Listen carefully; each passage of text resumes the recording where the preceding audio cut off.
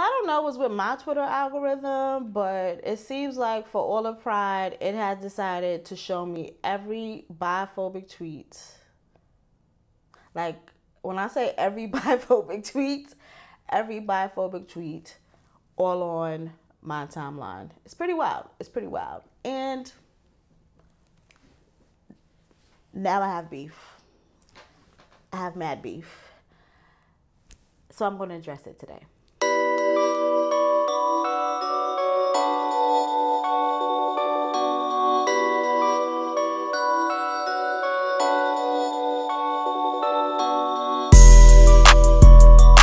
Hello, my name is Queen, and I run this wonderful platform called Ms. Vixen. If you're new here, hey boo. And if you're not new here and you're returning, thanks so much for coming back. I appreciate you.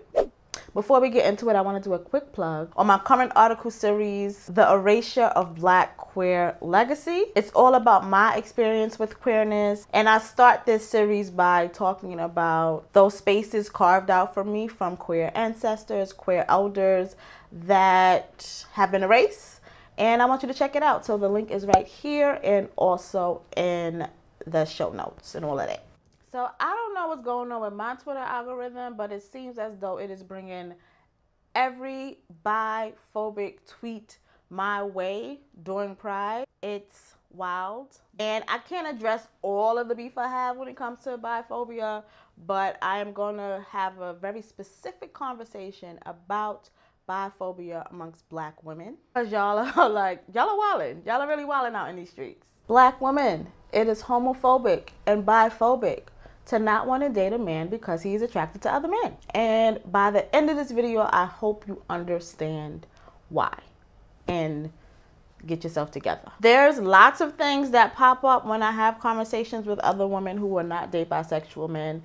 And because I'm bisexual, they usually think that that's why I'm open to it. And it's like, no, I'm open to it because I'm not biphobic trash. And I noticed that when I have these conversations, usually the same three things come up. I figure I talk about these things so that more people can understand why it's harmful to have these biphobic ideas. By the end of this video, I want you to understand why those ideas are harmful so you could do better. You know, I will be using the bi label during this discussion, but this applies to pansexual people, people who are fluid on the sexual attraction, spectrum. Everyone is included in this conversation. Anyone who is not attracted to the opposite sex, like monosexual, and that's it. And that way it's who I'm centering in this conversation. I'm going to say bi a lot because that just rolls off the tongue for me. You marry a woman and then turn around and let a man bend you over. Ain't nobody bending me over. Oh, so you doing the bend? I date men, so I understand having in the back of your head that they're going to cheat. And this doesn't happen more so because a person dates a man. I think because of patriarchy, it is more okay for men to cheat. So that's why we just assume all men are cheaters. I don't believe that. And I don't believe because someone is a cis man that they're going to cheat more so than anyone else. We have all been conditioned under the same system that says that it is okay for men to live in that way and for people who date men to always be fearful that they will live that way. But those things aren't linked. Someone's sexuality does not determine their ethics when it comes to relationships and dating or anything like that. That is a very biphobic notion and idea. It's also very homophobic to just assume that people who are not straight are just naturally deceitful. I do understand that depictions of bisexual folks in media are faulty as hell. I don't really have many examples where a bisexual person looks like a great and amazing person on television. They're usually depicted as someone who is confused, indecisive, a hot ass mess, kind of all over the place, on the down low. And having images like that doesn't help, but it's also not an excuse. Since bisexuality isn't a factor in the probability of whether you will cheat or not, I think that it is important that you examine why you are worried about being cheated on so much. I think that a lot of us have very faulty understandings of monogamy and what that's supposed to look like and how that's supposed to be performed. And there's a lot of people who don't perform it. They lie and pretend that they are monogamous. And I think that is the better conversation to have when you are thinking about cheating, is monogamy, and is this what your partner actually wants or not. It doesn't matter who they are attracted to if they are not going to ethically be monogamous to you. They can do that whether they're straight or bisexual. In addition to that, I think a lot of times there's sexual insecurities that come in play, where you assume that because they are attracted to men and women that you can't fully satisfy your partner, and you meet a bisexual man and you assume that you can't fulfill them sexually because they are attracted to men and women.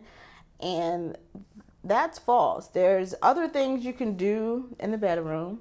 That's one. And if a person has decided to be with you, y'all will work it out. Why do we still use sex as a means to keep a partner? I think that's what should be examined. It sounds like you have things to work on when it comes to sexual insecurity and monogamy and all of that, and it's being projected or something like that. But it's just always weird when I see that. Bisexual people aren't naturally cheaters. Just because they like more than one gender doesn't increase the fact that they will cheat on you. If they have decided to be in a monogamous relationship, they will be in a monogamous relationship. I know many monogamous bisexual people. I know many non-monogamous and not even ethically straight people. Those things aren't tied. No one is going to cheat on you because they're bisexual. They're going to cheat on you because they're a cheater. You're going to disrespect me? You're typical. You're going to disrespect me because how I feel? Because you led me to believe that you really was into me. That, oh, I do. No, you don't. Because if you did, you would have been here and told me from day one that, Diamond, I am bisexual. I don't have to disclose information that I'm not ready for somebody. Like, I have disclosed information to people. But you don't think that's misleading for other people?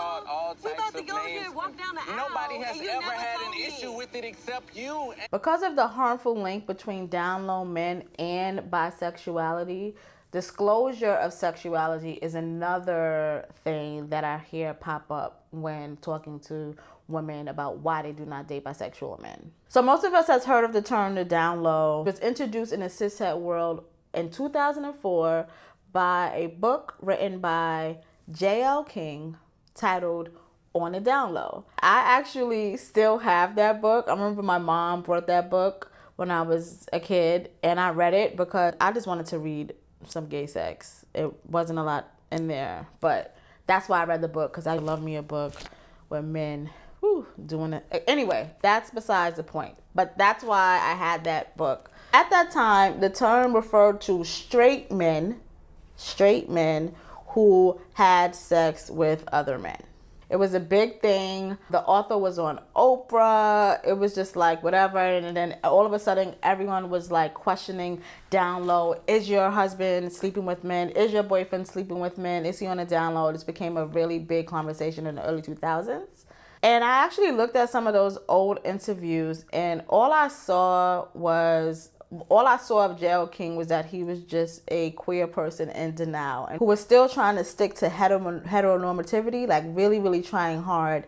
And I can understand that. But what was interesting in these down low conversations is that no one actually ever really says or brings up bisexuality. They just skip right to gay. So if you find out your husband is cheating on you with a man, then he's just gay. Not even bisexual, he's just gay. So we don't actually believe that bisexual men exist when clearly they do. But instead of acknowledging bisexual existence, we rather erase that and just say he's gay. So he's been married to this woman for how long? He's, whatever, he's cheating with a man, so he's gay. He can't possibly just be bisexual and not being faithful to his partner.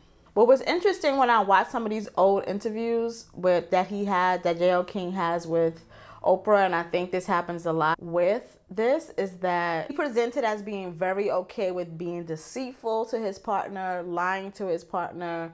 He was very okay with that, but not okay with being labeled gay. He didn't want to be labeled. And I'm not saying that he had to be labeled, but I think it's very seeped in homophobia and biphobia when we feed the stereotypes of the deceitful queer person.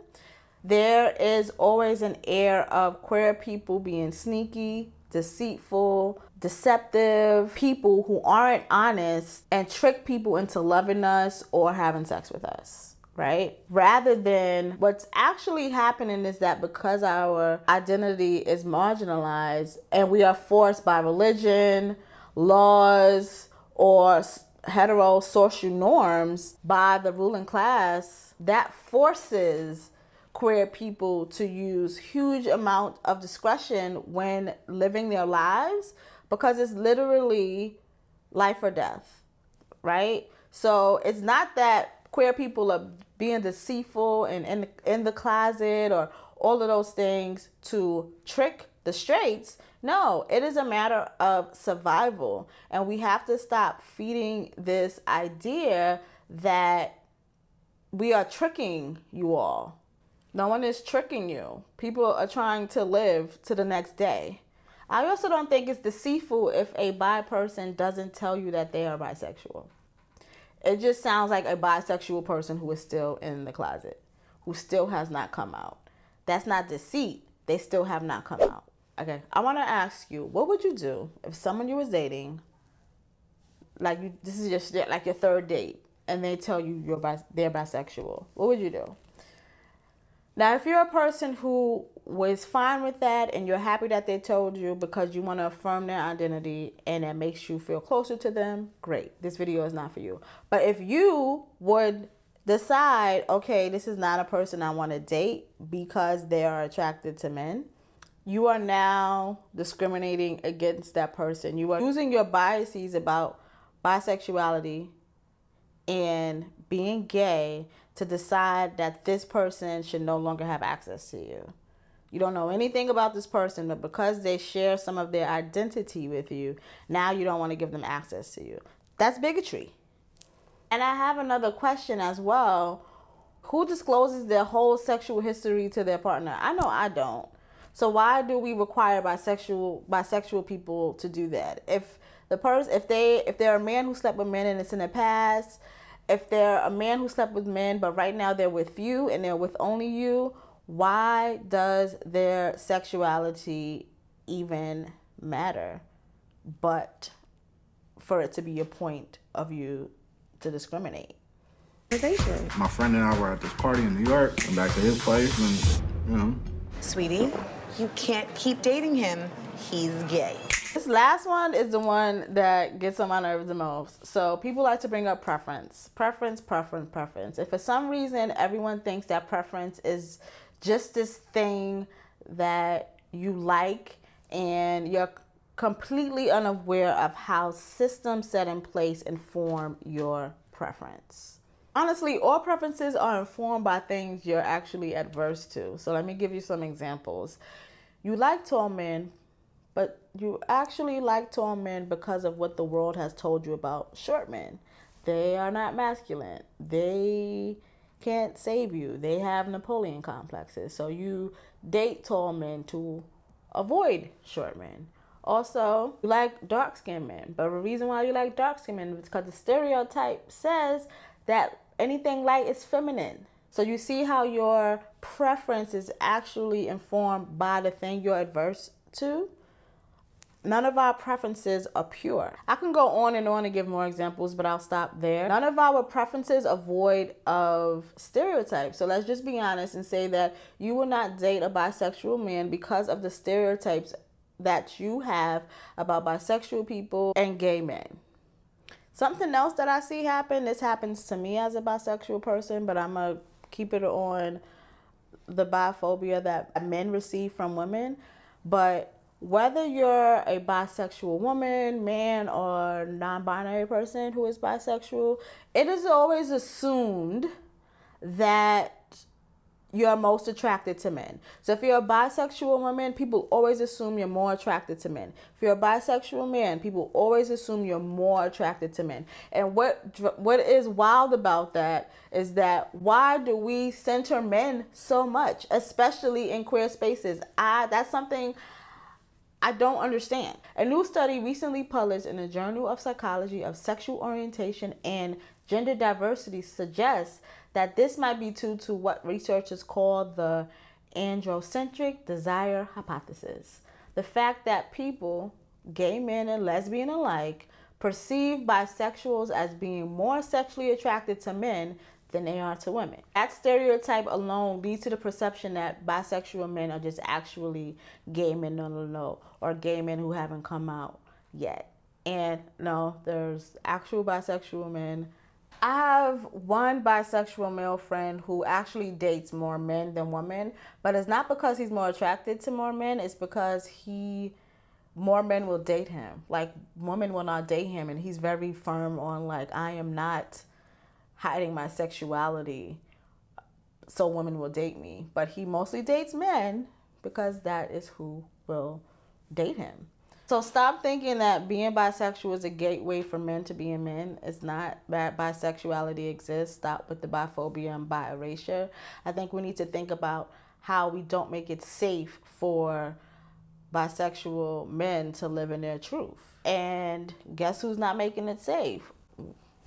We're not making it safe for them to come out and actually be living full bisexual glory. So that is all I want to talk about today. There's obviously more that I have brewing in my brain, but I wanted to make this video as short as possible. I do plan to have more conversations about bi and pan identities on this channel, and I want to know your thoughts. Be respectful in the comments or get deleted, because I protect my peace at all costs. Become a patron to help me keep these videos coming. I would really appreciate that. Thank you to everyone who has become a patron so far. And remember that you are a baddie and you are enough. Stay fly, and I will see you in the next video.